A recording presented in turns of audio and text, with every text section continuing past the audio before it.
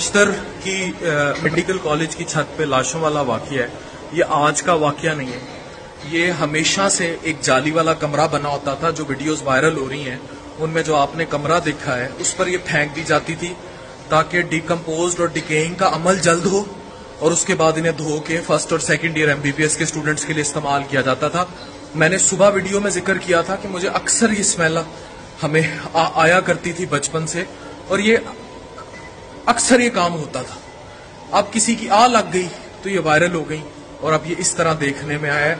किस छत से ये मिली, ये पूरी वीडियोस देखें, पीछे वाकया क्या है, इंसान की अखलाकियात देखें। ये है ना, ये पहले आती लावारिस मिलती, फिर इसको डायसेक्शन के लिए सीखते, फिर ऊपर उस जाली वाले कमरे में जो आप देख रहे हैं इतनी सारी, और जो इशू बना है वो 4-5 जो बाहर पड़ी हैं उनका इशू बना है, जिसमें औरत की, फिर एक मंजी पे फेंकी भी वो लाशें भी, और उसके बाद इनको यहाँ डिकम्पोज होने के लिए छोड़ दिया जाता। जब ये बिल्कुल तो हड्डियां धो के उबाल के फिर मेडिकल स्टूडेंट्स को भेज दी जाती।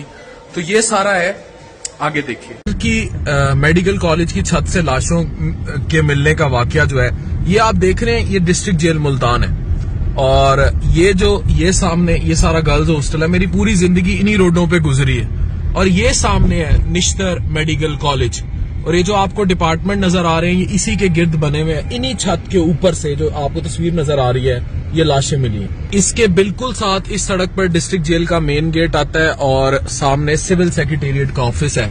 और ये है वो निश्तर मेडिकल कॉलेज और यूनिवर्सिटी, क्योंकि पूरे पाकिस्तान में मुझे देखा जा रहा होता है। तो ये वो मुमकिना छत है, ये निश्तर यूनिवर्सिटी। सामने ये जो आप छत देख रहे हैं, यहाँ इधर से ऊपर ये लाशें मिलने का वाकया हुआ है।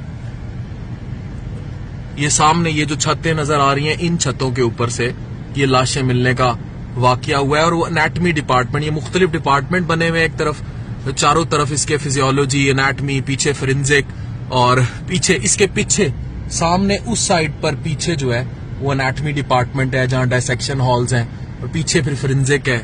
इस तरह यहाँ पे